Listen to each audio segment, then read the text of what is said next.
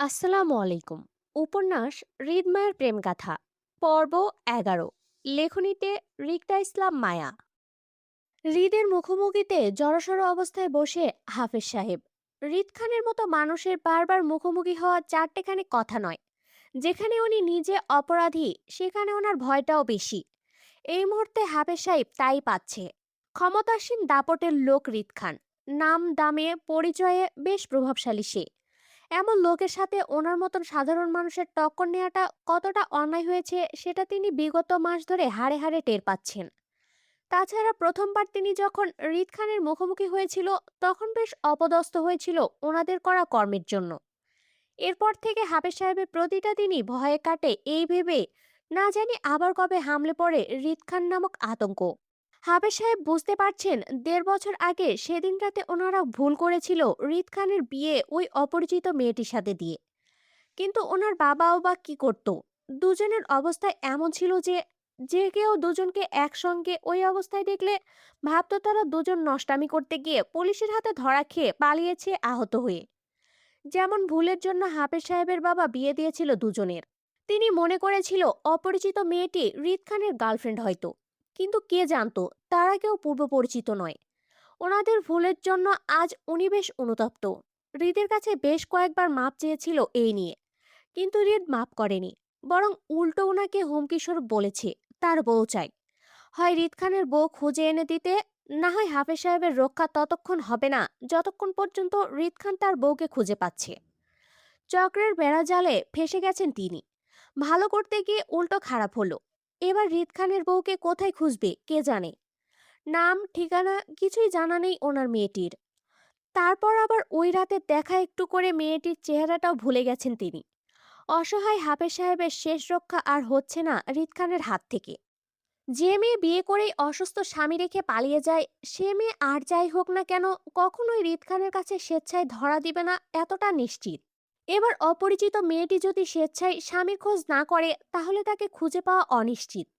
এমন হলে তো হৃদ খান তার বউকে ইহকালেও খুঁজে পাবে না। আর না ওনার শেষ রক্ষা হবে। অসহায় হাফেজ সাহেবের ভিতর মুচড়ে ওঠে এলোমেলো চিন্তার ভয়ে। হৃদের ভয়ানক হুমকিতে আতঙ্কে আছেন উনি। কি করে হৃদ খানের লোকায়িত বউকে খুঁজে বের করা যায় সেই চিন্তায় চিন্তায় বিগত মাস ধরে বাসায় যায় না। বাড়িতেও ঠিকঠাক ফোন করে কথা বলে না। রাশেই থাকছে নিজের আম বাগানে। এমনকি হাফেজ সাহেবের ফোনটাও চুরি হয়ে গেছে হৃদের বাসায় আসার প্রথম দিনই। কিন্তু চিন্তায় চিন্তায় এখনো নিজের জন্য একটা ফোন কেনা হয়নি ওনার। আর না রেজিস্টার করার সিমটা ওঠানো হয়েছে। অফিসের ফোন দিয়ে একটু একটু কথা বলে বাসায়। ব্যাস এতটুকুই। কিন্তু এখন আবার কেন হৃদ খান দ্বিতীয়বারের মতন ওনাকে ডেকেছেন সেটা উনি বুঝতে পারছেন না। আর সেজন্যই উনি এতটা ভয়ে আছেন এই নিয়ে, যদি হৃদ খান নিজের বউকে খুঁজে পাওয়ার কথা জানতে চায় ওনার কাছে তাহলে উনি কি উত্তর দিবে? কোথায় থেকে খুঁজে আনবে হৃদ খানের লুকায়িত বউকে? এমন পরিচয়হীন বউকে খুঁজে পাওয়া আদৌ সম্ভব কারো পক্ষে? ভীষণ বাজেভাবে ফেঁসে গেছেন হাফেজ সাহেব। সেই চিন্তায় এসির নিচে বসেও ঘাম ঝরছে কার্নিশ বেয়ে। হৃদনার সামনেই বসে বেশ শান্ত আর গম্ভীর। হাফেজ সাহেবকে ঘামতে দেখে সোজা হয়ে বসলো। টি টেবিলের ওপর কফির মগটা হালকা হাতে হাফেজ সাহেবের দিকে এগিয়ে দিতে দিতে বলল, রিল্যাক্স হাফেজ সাহেব, ভয় পাচ্ছেন কেন? আমি কিছু করেছি? করি নাই তো। আপাতত আপনাকে কিছু করার ইচ্ছেও নেই আমার। তবে বউকে খুঁজে না পেলে অবশ্যই করব, রক্ষা নেই। নিন, এবার কফিটা খান। আর মনোযোগ দিয়ে আমার কথা শুনুন। কিছু প্রশ্ন করব, ঠিকঠাক উত্তর দিবেন। তারপর কপাল ভালো থাকলে সুস্থ সবল বাসায় ফিরবেন।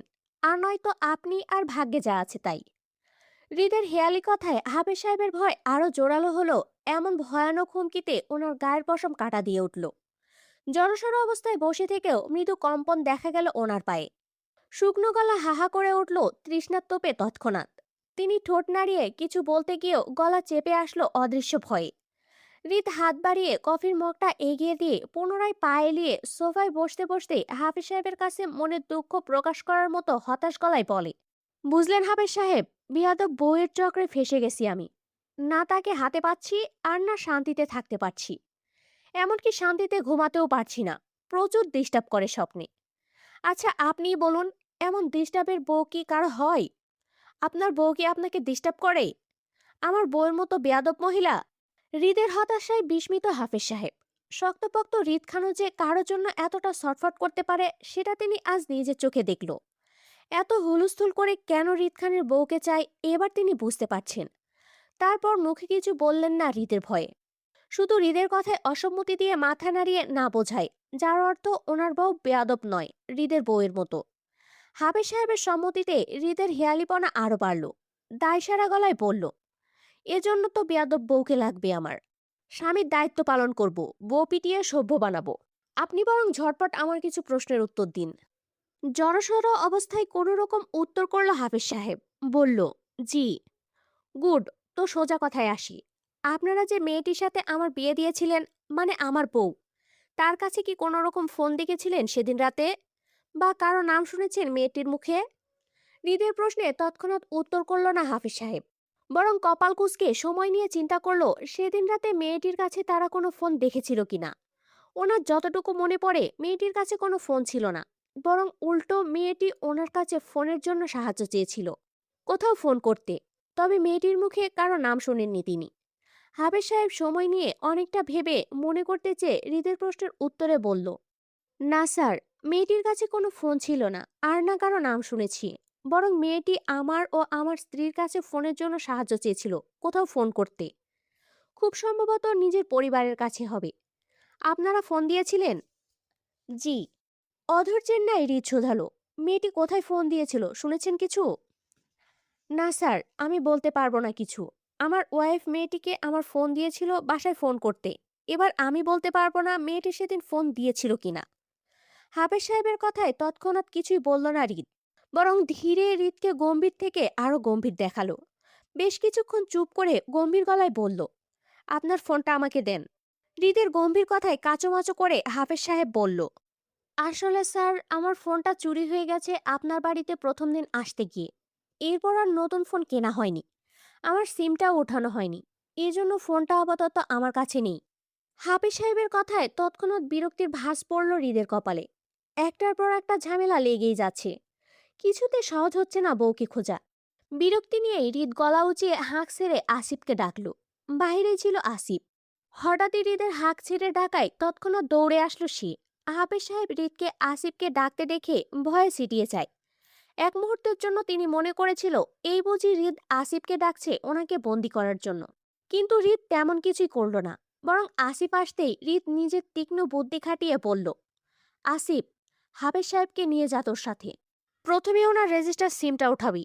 তারপর 2017 সালের নভেম্বর 2 তারিখ থেকে 3 তারিখের সকল কল রেকর্ড বের করবি সিম অফিস থেকে। এরপর সময় ধরে নভেম্বরের 2 তারিখ রাত 9টার পর থেকে নভেম্বরের 3 তারিখ সকাল 6টা পর্যন্ত বিগত 10 ঘন্টায় যতগুলো কল লিস্টে থাকবে সবগুলোর একটা তালিকা করবি। কারণ আমরা হাফেজ সাহেবের বাসায় রাত 9টার পরে উঠেছিলাম, আর তোর ভাবি আমাকে রেখে পালিয়েছিল খুব সম্ভবত সকাল 5টার আগে। মেয়েটি অপরিচিত এলাকায় একা তো পালাতে সাহস করবে না, তাই নিশ্চয়ই কেউ নিতে এসেছিল, যাকে তোর ভাবি সে রাতে ফোন করে বলেছি তো নিতে আসতে। এবার তার নাম্বারও অবশ্যই থাকবে কল লিস্টে। এর জন্য আমার শুধু ওই রাতের কল রেকর্ডটা চাই। তুই সে রাতের লিস্টে থাকা নাম্বারগুলোতে একটা একটা করে সবাইকে কল দিয়ে জিজ্ঞাসা করবি রিক্তা ইসলাম মায়া আছে কিনা। যদি পরিবারের কেউ হয় তাহলে অবশ্য বলবে আছে। আরেকটা কথা, লিস্টে যদি কোনো সন্দেহজনক নাম্বার দেখিস যে একই নাম্বার থেকে বেশ কয়েকবার কল আসা যাওয়া করেছে এমন, তাহলে অবশ্যই সেটা আমাকে জানাবি। আমি নিজে কল দিব। মনে থাকবে? জি ভাই। আসিফ তৎক্ষণাৎ সম্মতি দিয়ে তাকালো হাফেজ সাহেবের দিকে। আপনি আমার সাথে আসুন। বিস্মিত হাফেজ সাহেব ঘোর ভাঙল আসিফের ডাকে। তিনি বিস্মিত নয়নে তাকিয়েছিল হৃদের দিকে। হৃদ খানের তীক্ষ্ণ বুদ্ধি সম্পর্কে এতদিন মানুষের কাছে শুনে এসেছে, আজ নিজের চোখে দেখল। হাফেজ সাহেবের তো কখনো মাথায় আসেনি যে এমন ভাবেও কাউকে খোঁজা যায় সেটি। হাফেজ সাহেব কিছুটা আশ্বস্ত হলো এই ভেবে যে এবার হয়তো মেয়েটির আসল পরিচয় পাওয়া যাবে অবশেষে। যদি মেয়েটি সে রাতে কোথাও ফোন করে থাকে তাহলে অবশ্যই কল লিস্টে থাকবে। আর এতে হাফেজ সাহেবও রক্ষা পাবে হৃদ খানের কবল হতে। কিন্তু অপরিচিত মেয়েটির জন্য বেশ মায়া হলো ওনার। আহা, বেচারি এখনো জানেই না সে কার হাতে পড়েছে। হৃদ খান যা মানুষ, এই জীবনেও রক্ষা দিবে না মেয়েটিকে। এত হুলস্থুল পাকিয়ে বউকে খুঁজে সহজে ছেড়ে দিবে এটা চিন্তা করাও ভুল। অবশ্যই হৃদ খান নিজের কাছে রাখার জন্যই এত অধৈর্য হয়ে বউকে খুঁজছে। তবে আল্লাহ মেয়েটি সহায় হোক, অন্তত হৃদ খানকে সারা জীবন হজম করার মতো ধৈর্য দান করুক। আমিন। হাফেজ সাহেব আসিফের পেছন যেতে যেতে মনে মনে বেশ করে দোয়া করলো হৃদের অপরিচিত বউয়ের জন্য। সকল তথ্য জোগাড় করতে করতে রাত 1টার ঊর্ধ্বে গেল সময়। হাফিজ সাহেবের সিমের কল রেকর্ডের লিস্ট এখন আসিফের হাতে। সেটাই মূলত হৃদকে দেওয়ার জন্যই হৃদের বাড়িতে ঢুকলো আসিফ। সারাদিন এই বিষয়ে তথ্য জোগাড় করতে করতে সময় পার হলো তার। তারপরও বিন্দুমাত্র বিরক্ত রেশ দেখা গেল না আসিফের চেহারায়। বরং হৃদের দেয়া কাজগুলো ঠিকঠাক করতে পেরে সন্তুষ্ট সে। হাতে থাকা কল লিস্টের কাগজটায় পরপর কয়েকবার চোখ বোলালো আসিফ। হৃদের কথা মতো 2 তারিখ থেকে 3 তারিখ রাতের থেকে সকাল অবধি সকল কল রেকর্ডের লিস্ট বের করলো সর্বমোট 20টার মতো। যার মধ্যে 4টা ছিল হাফেজ সাহেবের অফিস কল, 2টো ছিল পারিবারিক কল, বাকি 2টো ছিল আসিফের নাম্বারে দেওয়া হৃদের কল, যেটা হৃদ 3 তারিখ সকালবেলা 7টার দিকে করেছিল ওকে। কিন্তু বাকি 12টা কলই ছিল একই নাম্বার থেকে আদান প্রদান করা, তাও রাত 3টা থেকে ভোর 5টা পর্যন্ত করা সবগুলো। আসিফের যদি খুব বেশি ভুল না হয়ে থাকে তাহলে এই নাম্বারের অনুসন্ধান করলেই পাওয়া যাবে তার হৃদ ভাইয়ের হারিয়ে যাওয়া বউকে। নিশ্চয়ই মেয়েটি তার কোনো আপনজনদের ফোন করেছিল এই নাম্বার থেকে, এমনটাই আসিফের ধারণা। আর এজন্যই আসিফ সন্দেহভাজক নাম্বার দেখে হৃদের কাছে নিয়ে যাচ্ছে। কারণ হৃদ ভাই বলেছিল তাকে কোনো নাম্বারে সন্দেহ থাকলে নিয়ে যেতে তার কাছে। হৃদ নিজে কল করবে সেই নাম্বারে। আর লিস্টে থাকা বাকি নাম্বারগুলোতে আসিফ নিজে কল করে সকল তথ্য জোগাড় করেছে। ভালোভাবেই করেছে। সেই নাম্বারগুলোর মধ্যে কেউই রিক্তা ইসলাম মায়া নামে কোনো মেয়েকে চেনে না, এটাও শিওর হয়েছে আসিফ। ভাই, কাজে বিঘ্ন ঘটায় মোটা ফাইলের উপর থেকে হালকা কপাল কুঁচকে চোখ তুলে আসিফের দিকে তাকায় হৃদ। তখনই চোখ পড়ল আসিফের ক্লান্ত মুখখানা। এত রাতে হঠাৎ আসিফের উপস্থিতিটা তখন বুঝলো না হৃদ। তাই হালকা কপাল কুঁচকে তাকিয়েই থাকলো আসিফের দিকে জিজ্ঞাসু দৃষ্টিতে। আসিফ হৃদের দৃষ্টির মানে বুঝতে পেরে আস্তে করে হাতে থাকা কল লিস্টের কাগজটা হৃদের দিকে এগিয়ে দিতে দিতে বলল, ভাই, আপনার কথা মতো এখানে হাফেজ সাহেবের কল রেকর্ড আছে সেদিন রাতের। আপনি একটু চেক করে নিন। হৃদের কুঞ্চিত কপালের ভাঁজ শিথিল হলো মুহূর্তেই। বুঝতে পারল আসিফের হঠাৎ মধ্যরাতে আগমনের কারণটা।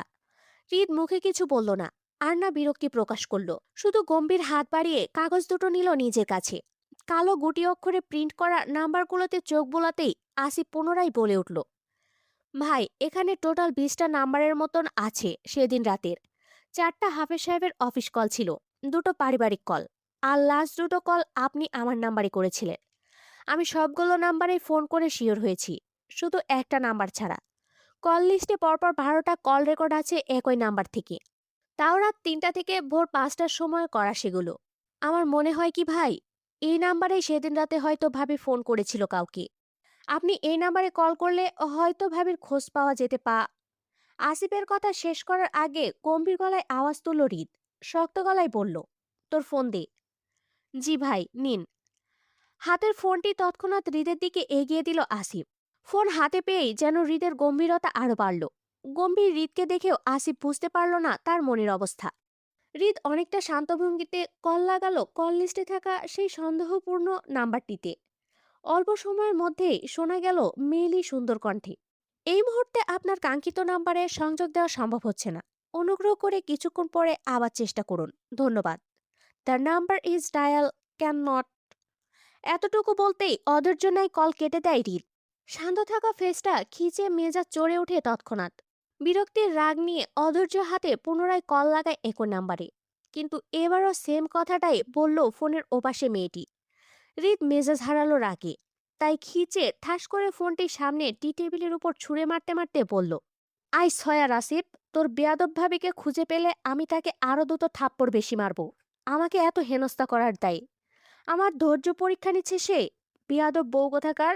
কথাগুলো রাগের মাথায় বলেই রিড়ি করে উঠে দাঁড়ালো মেজাজে। শান্ত থাকা মানুষটা যেন হুট করে অশান্ত হয়ে উঠল শেষ আসার আলো নিভে যেতে। শেষ ভরসা ছিল এই নাম্বারটা, এবার এটাও বন্ধ। কোথায় থেকে মেয়েটিকে খুঁজবে তাও বুঝতে পারছে না হৃদ। এমন পলাতক বউয়ের খপ্পরে কেউ পড়ে? উফ, কোনোভাবেই যেন হৃদ মেয়েটির খোঁজ পাচ্ছে না। যার জন্য হৃদকে আরো ব্যাকুল করে তুলেছে মেয়েটিকে খুঁজে পাওয়ার। হৃদ তিত্তির মেজাজে উঠে দাঁড়ালো। আসিফকে পাশ ডিঙিয়ে সোজা হয়ে দাঁড়ালো খোলা বাগানের বাংলোতে। ঠোঁট গোল করে পরপর তপ্ত শ্বাস ফেললো স্থির হতে। নিজেকে কতটা শান্ত করতে পারলো জানা নেই হৃদের। তবে তখনই হৃদ পুনরায় চেতন গলায় আওড়ালো আসিফের উদ্দেশ্যে, আসিফ, লাস্ট নাম্বারটার সকল ডিটেলস বের কর সিম অফিসে গিয়ে। রেজিস্টার সিম। তাহলে অবশ্যই জাতীয় পরিচয়পত্র পাওয়া যাবে কলদাতার। আর জাতীয় পরিচয়পত্রের সূত্র ধরে কলদাতার নাম, ঠিকানা, ছবি, বাড়িঘর, 14 গোষ্ঠীর তথ্য চাই আমার। এই নাম্বারদাতার পরিচয় ধরে অবশ্য মেয়েটি অব্দি পৌঁছানো যাবে। হৃদের তীক্ষ্ণ বুদ্ধিতে হতবুদ্ধি আসিফ। এতটা গভীরভাবে আসিফের কল্পনাতেও চিন্তা আসেনি যে এভাবেও কাউকে খুঁজে বের করা যায়। হতবুদ্ধি আসিফ হৃদের খিচে থাকা চেহারাটার দিকে অবাক চোখে তাকিয়ে মাথা নাড়িয়ে সম্মতি জানায়, জি ভাই বলে। আসিফ জায়গা ছেড়ে প্রস্থান করতেই হৃদ পকেটে দুহাত গুজে দাঁড়ালো সোজা হয়ে। শক্ত মেজাজে দাঁতে দাঁত পিষে আওড়ালো, অনেক তো পালালেন ম্যাডাম, পারলে এবার আমার হাত থেকে নিজেকে বাঁচিয়ে দেখান। আপনার পায়ের শিকল টানবো আমি। দেখি আপনি আর কতটা দৌড়াতে পারেন আমার থেকে। যদি আপনি আমার সন্দেহ করা মানুষটা হন, তাহলে আই সয়ার প্রাণ নিয়ে বাঁচতে পারবেন না আপনি। জান খেয়ে ফেলবো, তারপরও নিস্তার দিব না।